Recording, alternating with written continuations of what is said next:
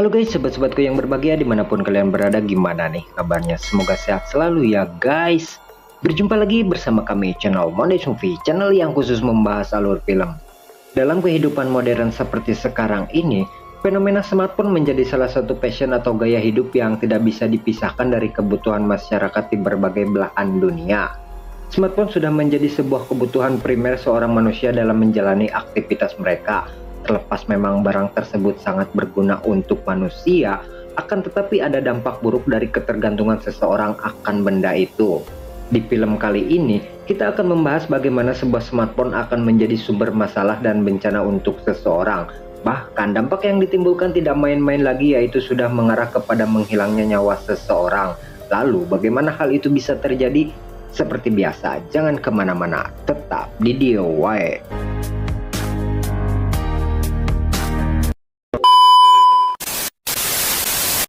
Seperti yang sudah dinarasikan sebelumnya bahwa fenomena smartphone sudah menguasai unsur kehidupan manusia di dunia ini. Bahkan, ada sebagian dari mereka yang rela menjual dan menggadaikan kehormatan mereka kepada om-om hidung polos untuk mendapatkan benda tersebut. Yang lebih ekstrim lagi, ada tipe manusia tertentu yang rela menjual ginjal mereka hanya demi benda itu. Terdengar aneh memang, tapi fenomena seperti itu ternyata ada di dunia ini. Dan itu tidak bisa dipungkiri lagi merupakan salah satu dampak buruk dari meningkatnya gaya hidup dan gengsi seseorang, yang jika dipikirkan lebih dalam lagi, hal itu hanyalah sebuah tindakan konyol dari bodohnya pola pikir seorang manusia. Film sendiri akan menceritakan seorang wanita muda yang bernama Nami. Sama seperti manusia modern pada umumnya, Nami juga termasuk salah seorang yang tidak bisa terlepas dari kebutuhan akan fungsi sebuah smartphone untuk aktivitas dirinya. Dan celakanya, dia menjatuhkan benda itu ketika berada di dalam bis, tanpa dia sadari bahwa ini adalah awal dari sebuah bencana yang akan menimpa dirinya. Selang beberapa jam kemudian benda tersebut ditemukan oleh seseorang, dan film pun baru saja dimulai. Singkat cerita, film menceritakan tentang karakter seorang pria yang ternyata menemukan ponsel milik Nami. Tak berselang lama, ada seseorang yang menelepon ke nomor tersebut, dan hebatnya, dia menjawab panggilan itu dengan mesin penjawab otomatis. Kenapa saya bisa katakan hebat? Karena jika HP itu ditemukan oleh seseorang di negara yang jauh di sana, maka kemungkinan besar HP tersebut tidak akan aktif lagi, dan pasti Anda tahu apa yang akan terjadi selanjutnya.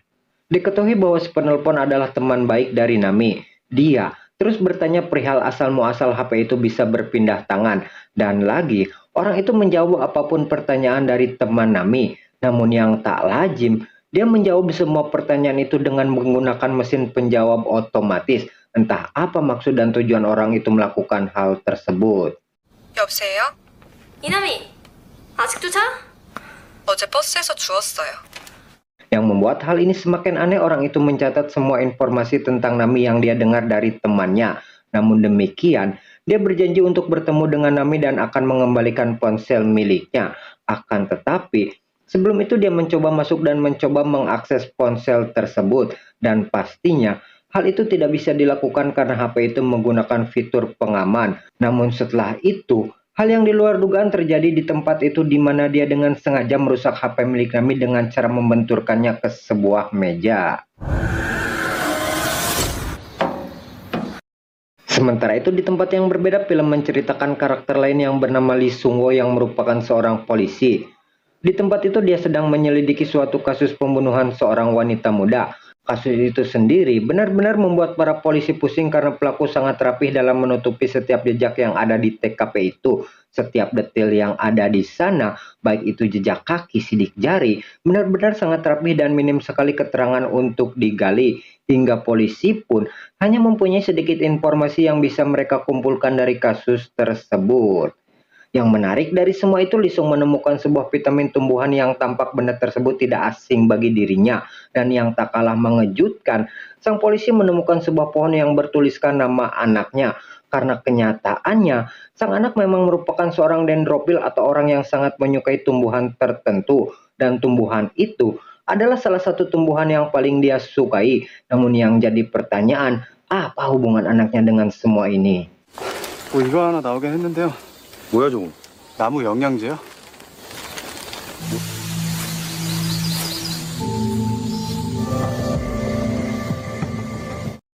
Di sisi lain, orang yang menemukan HP Nami segera menelpon gadis itu dan melakukan sebuah sandiwara seolah-olah dia telah menjatuhkan HP milik Nami.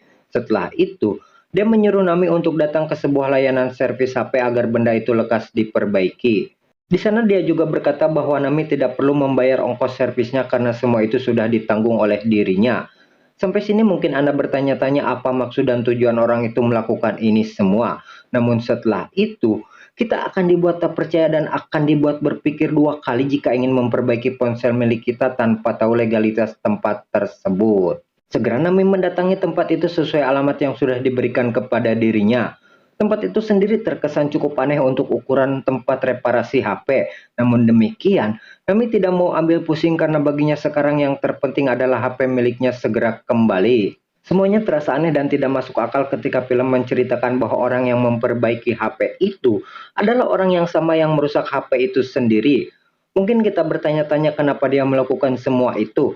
Akan tetapi, semua itu mulai masuk akal ketika Nami disodorkan sebuah formulir untuk syarat memperbaiki HP tersebut. Dari formulir itu sendiri, terdapat sebuah kolom yang mengharuskan Nami mengisi password atau kata sandi untuk membuka HP itu agar bisa diperbaiki. Karena faktanya, dari awal orang itu mengincar kata sandi untuk membuka HP itu. Dan bodohnya, Nami tidak sedikit pun menaruh curiga dan langsung menuliskan password itu di dalam formulir.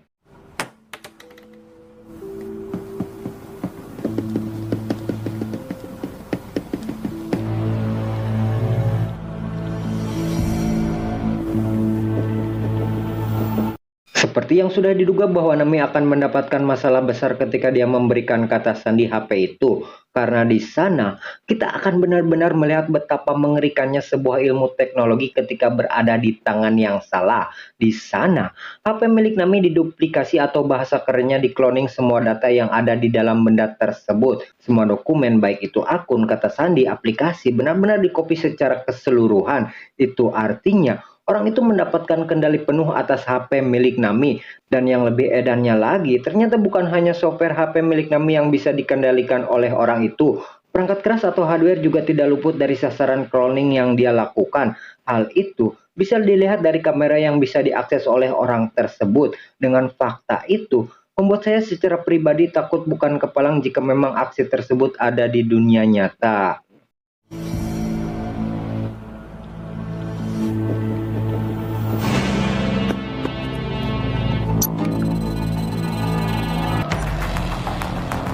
아, 맞다. 야, 나 끼고 계산까지 했더라니까? 사진 지워라, 진짜. Berhari-hari orang itu terus memantau dan mengamati aktivitas yang Nami lakukan. Bahkan sesekali dia datang ke kafe milik ayah Nami dan berpura-pura menjadi seorang pengunjung hanya untuk mendapatkan informasi tentang gadis itu. Yang dari perbuatannya tersebut, bisa kita simpulkan bahwa dia mempunyai niat jahat kepada Nami. Meskipun hal itu, belum diketahui apa yang dia inginkan dari Nami pada saat itu. Singkat cerita, Nami mendapatkan kabar berita yang cukup membuat dia senang. Di tempat kerjanya, dia mendapatkan kabar bahwa perusahaannya mendapatkan tender atau orderan yang cukup besar dari seseorang. Atasannya pun memuji kinerja Nami yang sudah bekerja keras untuk mendapatkan ini semua. Dan sebagai imbalannya, dia akan menaikkan gaji Nami dengan nominal yang cukup besar. Namun demikian, hal tersebut masih bersifat rahasia dan hanya Nami dan bosnya lah yang mengetahui hal tersebut. 연봉 인상 얘기를 좀 해야 되지 않나? 5천. 그렇게 할게요. 감사합니다. 월급 얘기는 우리끼리만. Di tempat yang berbeda, film menceritakan Lisung yang sedang menemui istrinya. Meskipun ada indikasi bahwa anaknya yang melakukan hal ini, namun demikian Lisung tetap objektif dan mencari keterangan tentang anaknya tersebut.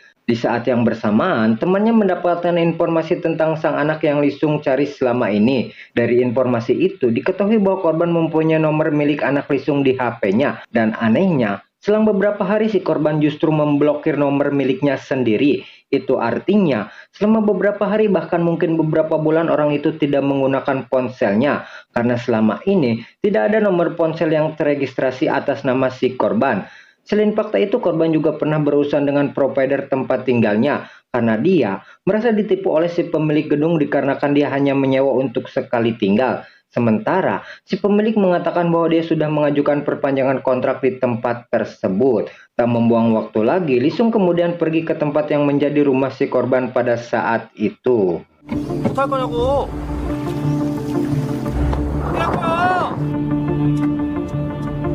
Dengan bergegas Lisung segera pergi ke tempat tinggal korban pada waktu itu. Dan dia akan dibuat syok ketika mengetahui fakta bahwa tempat tinggal itu adalah tempat tinggal anaknya saat ini. Yang lebih mengejutkan, kita akan dibuat tak percaya ketika mengetahui sebuah fakta bahwa anak Lisung yang bernama Junyung adalah orang yang sama yang menjadi aktor utama dari aksi teror terhadap ponsel milik Nami. Kembali ke tempat itu, rupanya Junyung menyadari bahwa dalam rumahnya ada seseorang. Dengan cepat, dia pun segera kabur dari tempat tersebut. Sementara itu, dugaan bahwa Junyung yang menjadi pembunuh dari mayat wanita tersebut semakin menguat dengan ditemukannya beberapa barang yang berkaitan dengan korban yang terdapat di sana.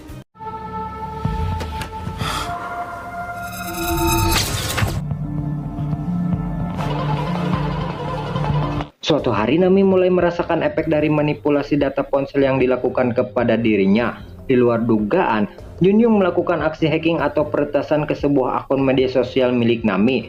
Di sana, dia memposting perkataan yang menjelekkan perusahaan Nami saat ini. Yang lebih parahnya, Junyung memposting perihal kenaikan gaji yang dialami oleh Nami namun dengan kata-kata yang tak pantas, seakan-akan dia tidak puas dengan keputusan tersebut.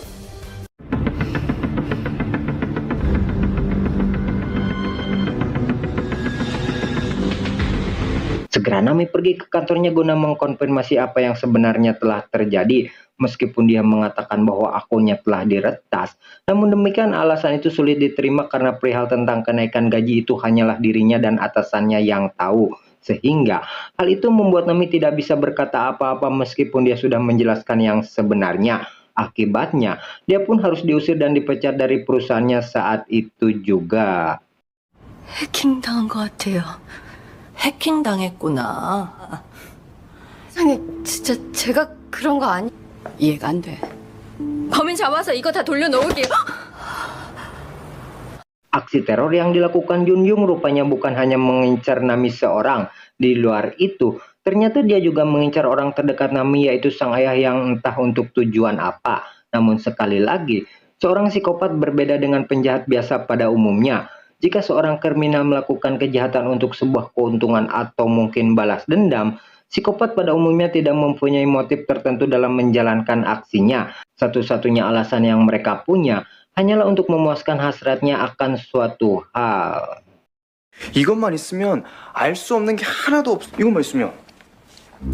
Fakta lain didapat kepolisian ketika mereka menemukan bahwa korban pembunuhan ternyata bukan cuma satu orang saja.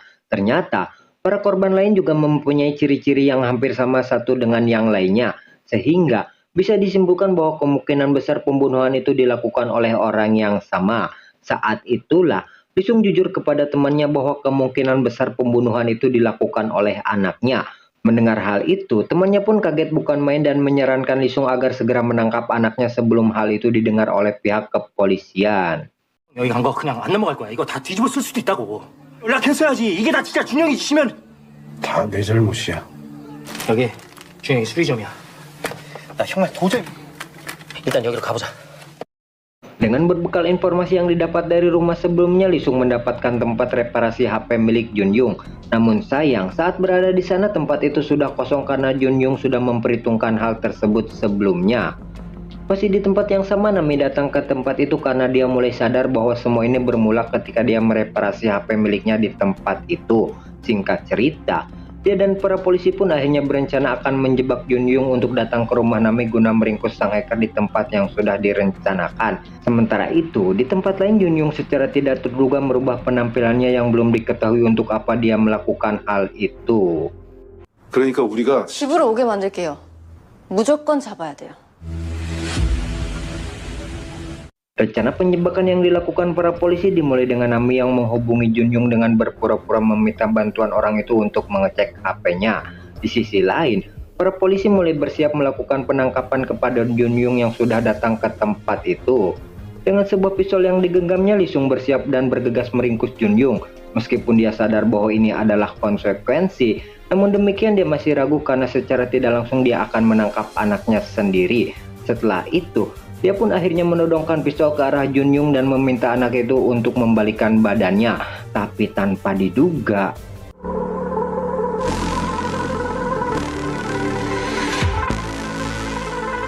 준영이요? 저 그런 사람 아닌데요? Lisung justru terdiam dan hanya pelangap-pelongo ketika mereka saling menatap muka. Karena faktanya, Lisung justru menganggap bahwa Junyung yang saat ini ada di depan matanya bukanlah anaknya. Entah apa yang sebenarnya terjadi. Namun yang pasti Lisung benar-benar menganggap dan yakin bahwa orang yang berada di depannya saat ini bukanlah anaknya. Yang lebih anehnya lagi, para polisi itu justru mendapatkan ancaman balik dari Junyung dengan memvideokan aksi mereka yang telah menodongkan senjata kepada warga sipil. Hingga di sana, mereka pun tidak bisa berbuat apa-apa dan membiarkan Junyung pergi dari tempat itu. Dirasa tempat tinggalnya sudah tidak aman lagi, Nami memutuskan untuk pergi ke rumah ayahnya, berharap di tempat itu dia akan terlindung dari serangkaian teror yang Junyung berikan. Dengan ditemani kedua polisi itu, Nami segera pergi ke rumah ayahnya. Sebelum pergi, Nami diberikan selembar kartu nama dan segera menghubungi mereka jika terjadi sesuatu. 연락 오면 절대 따로 만나지 말고. 무슨 일 있다 왔던 계속 연락할게요. Ketika berada di rumah ayahnya, hal yang benar-benar gila terjadi ketika Junyung mengetahui bahwa Nami telah berganti HP. Sontak, hal tersebut membuat Nami kaget sejadi-jadinya karena proses peretasan yang dilakukan oleh Junyung sudah tidak bisa dianggap main-main. Dan yang tak kalah membuat Nami shock ialah fakta bahwa ketika Nami mencoba menelepon nomor HP milik Junyung, bunyi ponsel itu terdengar tidak jauh berada di sana. Dan itu semakin membuktikan bahwa ancaman teror yang Junyung lakukan mulai mencapai tahap yang serius.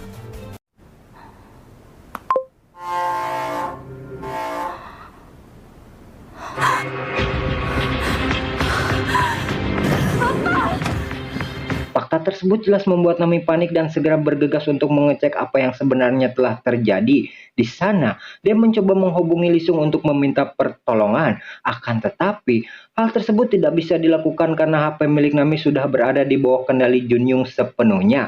Sehingga, mau tidak mau dia harus menghadapi Junyung seorang diri.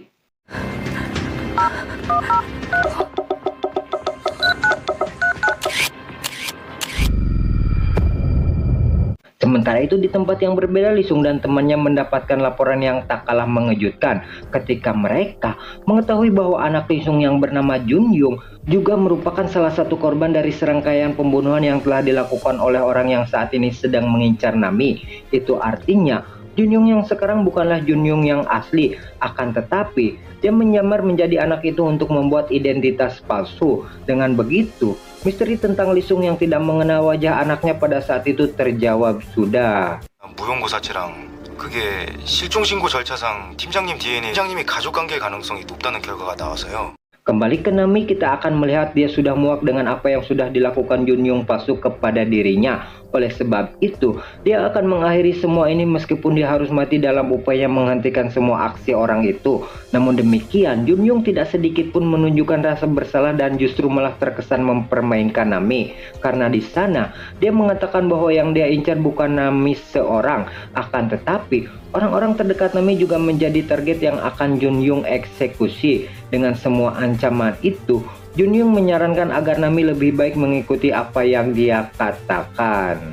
Tiba di sebuah tempat, Junyung mulai mengintimidasi dan mulai mempermainkan emosi Nami dengan cara membuat sang ayah mati secara perlahan dengan menenggelamkannya ke dalam kamar mandi. Jelas, hal tersebut membuat Nami emosi namun dia tidak bisa berbuat apa-apa. Dan hal seperti inilah yang memang diincar oleh seorang psikopat pada umumnya. Mereka tidak mengincar hasil sebuah materi atau benda berharga lainnya. Yang terpenting bagi mereka adalah rasa puas atas sesuatu yang mereka inginkan. Lebih dari itu, Junyung melakukan sebuah hal gila dengan menceburkan Nami ke dalam bak mandi yang berisi ayahnya. Dan itu akan membuat permukaan air di dalam bak mandi itu menjadi naik. Dengan kata lain, hal tersebut lama-kelamaan akan membuat sang ayah tenggelam secara perlahan. 아빠, 미안해.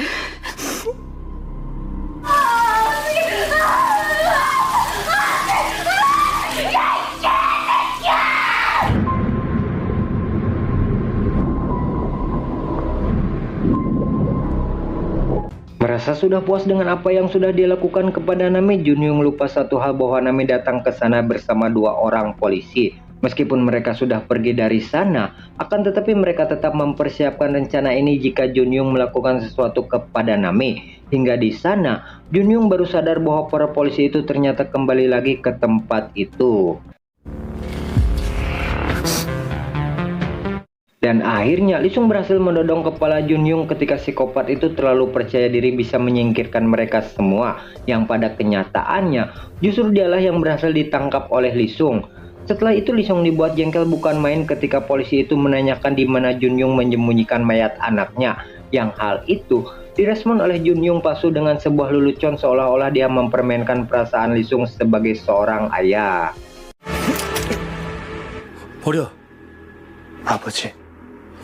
그 새끼 아니야.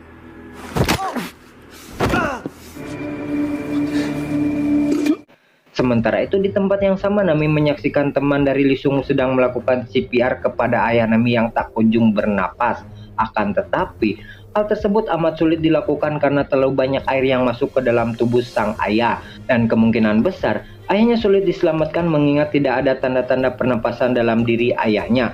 Dan saat itulah Nami tersulut emosinya dan tanpa diduga